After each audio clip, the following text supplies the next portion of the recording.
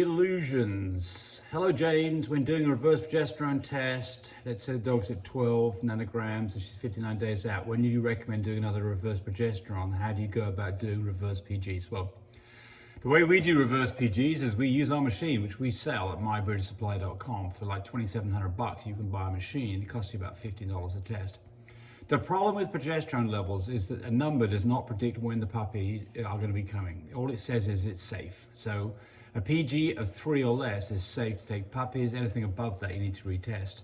And you know, I've got a video on this. I've got a number of videos on this, so you can go look at that. But basically, you should be timing this based on behavior, eating food, nesting, panting, a temperature drop below 99, progesterone level less than 3.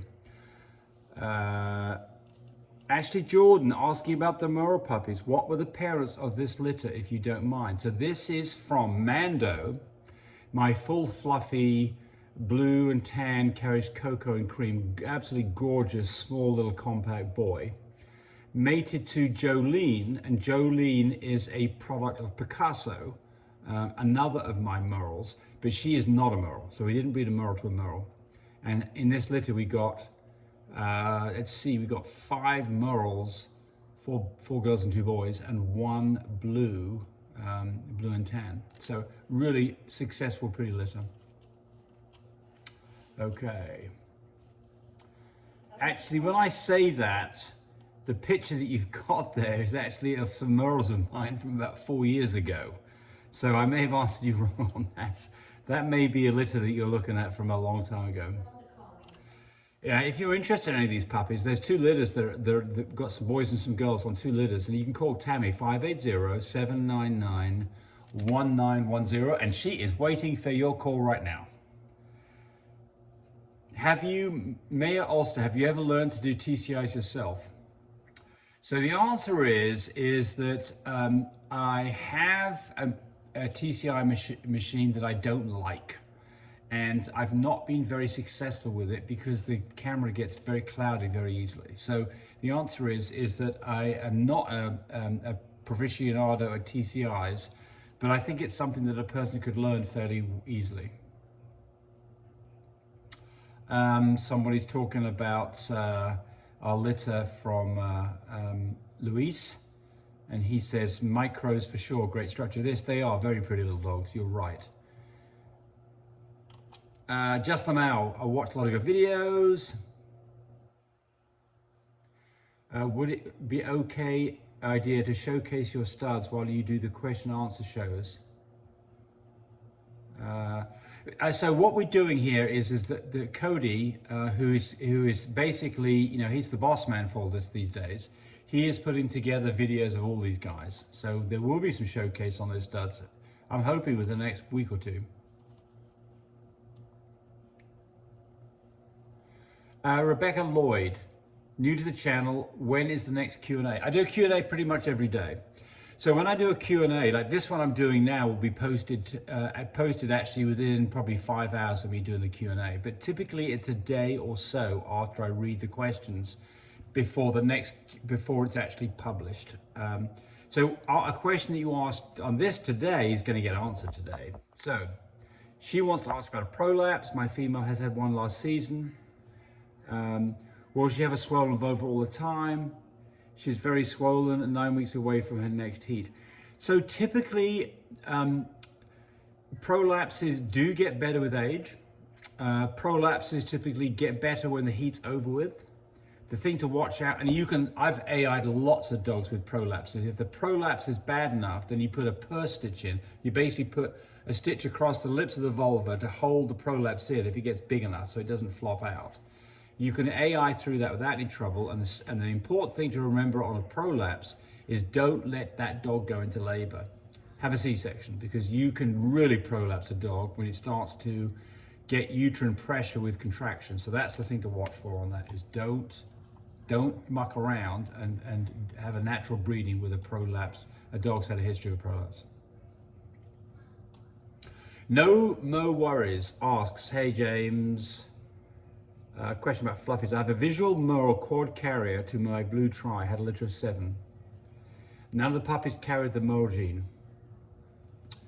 Right, well, you got unlucky. So, you know, if you have a visual merle, you'd expect half the litter to be merles. But just like anything, it's statistical nature. And just like you can toss a coin 7 times and get 7 heads and no tails, that's what happened to you. It's extremely unlikely. It's like a 1 in 128 chance that happened.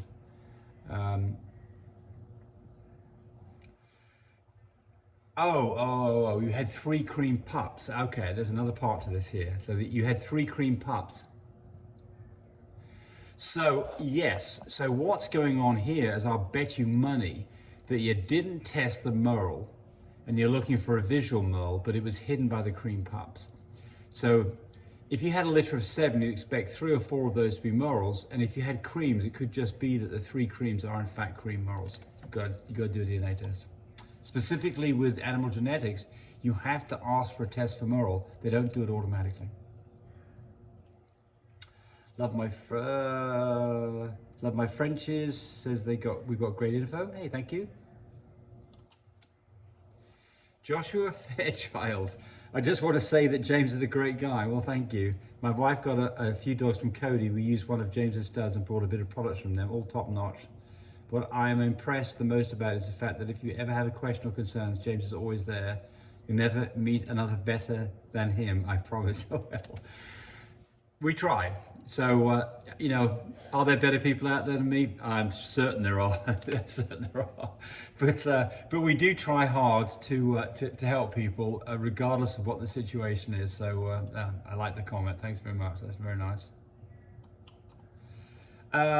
Saucy Frenches, thanks for the reply. I have a DNA test. She's tested positive for 1 copy of the long-haired gene. Just a little more info. I used a stud from a different state that had the semen sent to me. Okay. I'm not sure what that relates to because I don't remember the original question.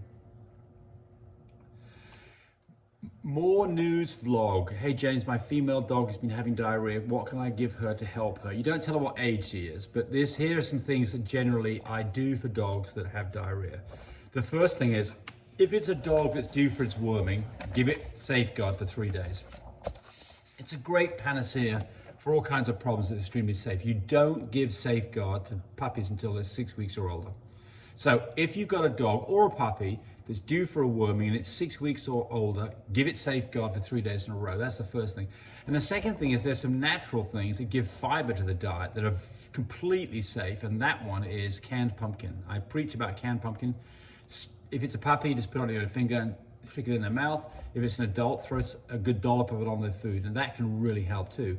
But there can be other causes of diarrhea too, and the 2 predominant causes of diarrhea are coccidia and giardia, and you can test for both of them. There's a snap test that we sell on My Breeder Supply for giardia.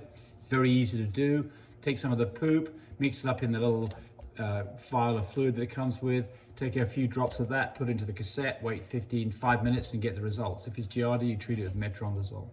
If it's coccidia, then the treatment is Albon or Toroxazil, and you probably need to do a flotation test to detect that one, which may mean going to your vet. Mary Fee Corrigan, can I remove Dewclaws at 13 days of age? It's a little old. I mean, you know, you probably get away with it. What the problem is you're removing the equivalent of our thumb, and it gets calcified after a week or so of age. It becomes calcified, and then it's much harder and more traumatic to remove that. So if you're going to try this at 13 days, I would do it on 1 puppy, on 1 paw only, and make sure it comes off okay without causing a lot of distress to the dog or a lot of bleeding. And if it's okay with that, then go ahead and do the rest of them. I've never done one at 13 days, so I don't know whether or not that's how good or bad that is. True Dog, keep the good work up. I have a question. My male French Bulldog has just had 6.5 months checkup. Vet says he's in good shape. The only problem is, notice his nostrils are almost closed. He snores at night really loud. I've seen people talk about the BOAS surgery. Do you think this is something I need to do?